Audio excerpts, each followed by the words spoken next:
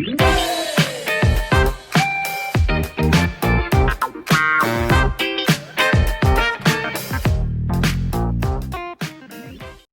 everyone and welcome back to my channel. Welcome back to 30 Days of Pride, where we are talking about LGBTQ plus activists, trailblazers, organizations, and riots who have helped us celebrate the way that we celebrate Pride today in 2020. Today we're going to be talking about the woman who is the reason that we are able to celebrate Pride the way we do today, and is the most important person to the gay liberation movement. I am, of course, talking about transgender activist, prostitute, drag queen, and fixture in the Greenwich Village, New York scene for over 30 years. That is Marsha P Johnson. Marsha P Johnson threw the first brick at Stonewall. You can see it in every documentary about her, which you need to go see on Netflix. They're The Life and Death of Marsha P Johnson. Great documentary where it really focuses on her life and has a lot of focus with Sylvia Rivera in it, like I talked about in our third episode. Marsha P Johnson threw first brick at Stonewall Inn, and you can even see that on the cover of the Entertainment Weekly cartoon thing that they put out a week ago, which I think is the most hilarious thing I've ever seen. But we'll get through this. It's fine. I want to talk about Marsha today. We don't have a lot of time, and I am angry, and it needs to be talked about. Not only did she throw the first brick, not only was she a drag queen, not only was she a prostitute, she was a model for Andy Warhol. She was an advocate who battled severe mental illness, and she was destitute, and for almost all of her life, she was homeless. What makes everyone angry about this and what makes it such a huge deal about her life is that she died at 42. Now, the official reports is suicide. She jumped into the Hudson River and drowned herself. But we all know, and everyone knows, everyone in the village knows, everyone who lives knows, that it was murder. The police murdered her for being a black transgender woman, which we see way too often. Hundreds of black trans women die every year. They are the most vulnerable people in our society, and oftentimes we really don't care. They are victims of police violence, police brutality. They are oftentimes beat up by males and killed. Oftentimes in court, their murderers go unpunished because they have the,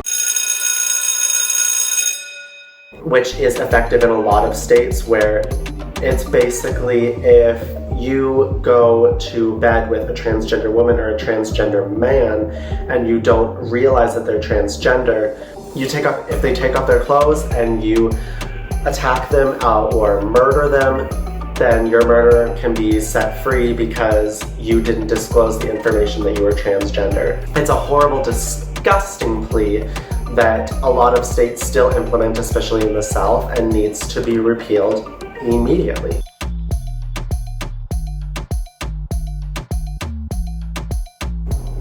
Marsha was the best friend of Sylvia Rivera, and they started STAR together and the Gay Liberation Front together, and they stood up for the underprivileged, and she's praised for not fitting into the conventional forms of gender, basically going from male to female all the time.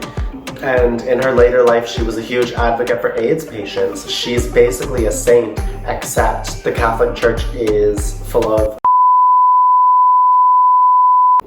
Marsha could be perceived as the most marginalized of people. She was black, she was queer, she was transgender, she was homeless. We would think that someone who has all of these heavy burdens on their life would be so serious and depressed and down on themselves all the time, but accounts of Marsha was that she was the light of everyone's life.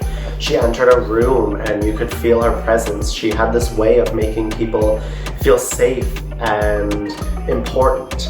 And what was so great about it is that she did it wearing the most ridiculous things you can think of. She was super whimsical and out of the box and kind of kooky, kind of crazy, and that's what we love as gay people.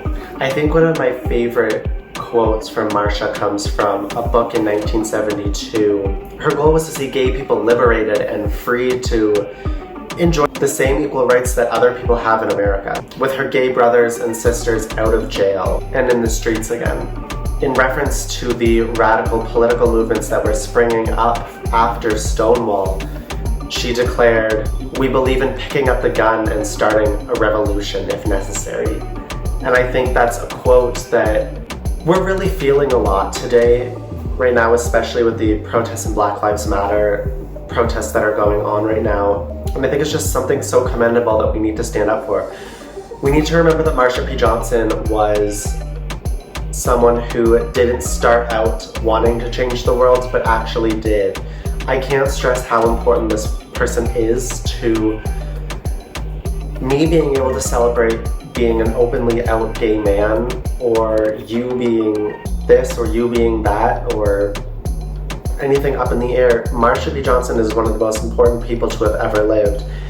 And the fact that she was murdered and we still don't know her murderer, we still don't have justice for her murder, almost 30 years ago, it's something that we see way too often in the world and needs to stop. I'm going to leave some links down below for some transgender communities that you can donate to and would really aid in some monetary donations.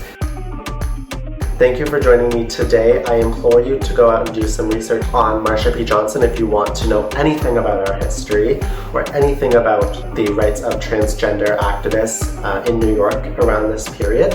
Join me tomorrow where we will be talking about what you've all been waiting for, the most important right of our community.